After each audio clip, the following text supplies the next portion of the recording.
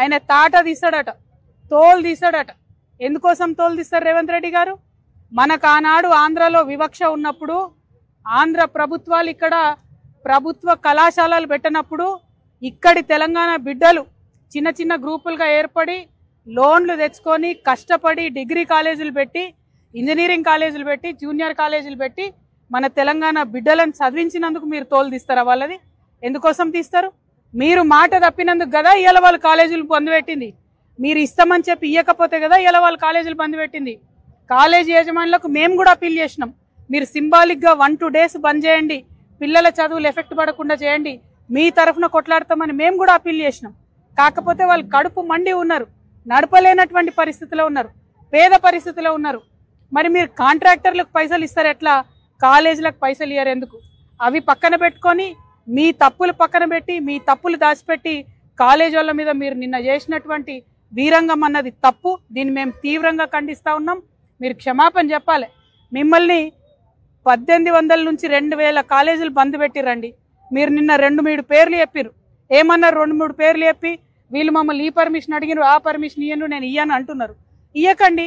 10 మంది మిమ్మల్ని పర్మిషన్ అడిగిన వాళ్ళని పక్కన పెట్టండి. మిగతా 100లాది కాలేజీలు ఏం చేసినాయి మిమ్మల్ని? మిగతా 100లాది కాలేజీలో చదువుతున్న పిల్లలు ఏమైపోవాలా? వాళ్ళ భవిష్యత్ ఏమైపోవాలా?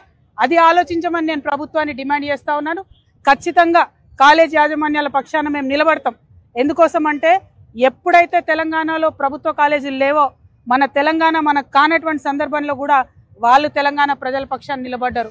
ఇవాళ ఫీ రియంబర్స్మెంట్ అంటే పేద పిల్లల కోసమే, వేరే వాళ్ళ కోసం కాదు. మీరు మాట తప్పి యజమానులను అట్లా మాట్లాడడం చాలా చాలా దారుణం. మేము దాన్ని తీవ్రంగా ఖండిస్తున్నాం. ఎట్ ద సేమ్ టైం నిన్న మీరు డబ్బులు ఇచ్చిన వెంటనే వాళ్ళు మళ్ళీ కాలేజీలు మొదలు పెట్టారు. మేము కాలేజ్ యాజమాన్యాలను కూడా రిక్వెస్ట్ చేస్తా ఉన్నాం, ఏదైతే టైం పోయిందో పిల్లలకు సరిగ్గా దయచేసి చదువు చెప్పండి, పిల్లల మీద వివక్ష చూపించకండి. అవసరం అనుకుంటే మీ పక్షాన మేము పోరాటం చేస్తాం. అదేవిధంగా ఇవాళ వరంగల్లో, ఉమ్మడి వరంగల్ హన్మకొండ జిల్లాల్లో అనేకమైన సమస్యలు ఉన్నాయి. ఈ 2 రోజులు మేము ఇక్కడే ఉండబోతా ఉన్నాం. జాగృతి జనంబాట పేరుతోని అన్ని నియోజకవర్గాలు, 5 నియోజకవర్గాలని కూడా తిరిగి పరిశీలన చేస్తాం. ఇక్కడ ఉండేటటువంటి సమస్యల మీద ప్రభుత్వం యొక్క దృష్టిని ఆకర్షించి వాటిని పరిష్కరించడానికి మా వంతు ప్రయత్నం చేస్తాం. అనేకమైన విషయాలు ఉన్నాయి. అవన్నీ కూడా 2 రోజుల పర్యటనలో పత్రికా మిత్రులందరితో కూడా షేర్ చేసుకుంటాం. మళ్ళొకసారి ముఖ్యమంత్రి గారు తన వీధి రౌడీలాగా మాట్లాడేటటువంటి భాషను మార్చుకోవాలని డిమాండ్ చేస్తా ఉన్నాం. Thank you. జై తెలంగాణ.